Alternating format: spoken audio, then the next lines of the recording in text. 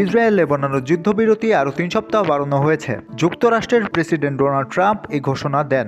তিনি জানান, হোয়াইট হাউসে ইসরায়েল ও লেবাননের প্রতিনিধিদের বৈঠকটি খুব ভালো হয়েছে। তারা যুদ্ধবিরতিতে সম্মত।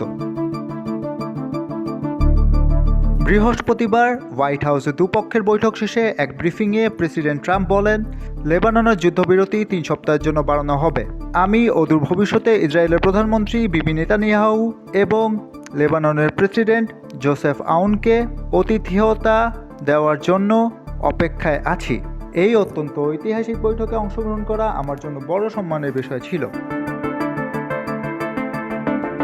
গত ২৮ ফেব্রুয়ারি ইরানে যুক্তরাষ্ট্র ও ইসরায়েলের যৌথ অভিযান শুরুর ২ দিন পর লেবাননে হামলা শুরু করে তেল আবিব।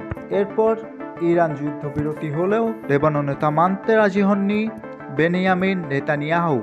মধ্যস্থতাকারীদের প্রচেষ্টার পর গত ১৭ এপ্রিল যুক্তরাষ্ট্রের হস্তক্ষেপে ১০ দিনের যুদ্ধবিরতি ঘোষণা করা হয়। ফের যুক্তরাষ্ট্রের মধ্যস্থতায় যুদ্ধবিরতি বাড়াতে রাজি হলো দখলদার বাহিনী।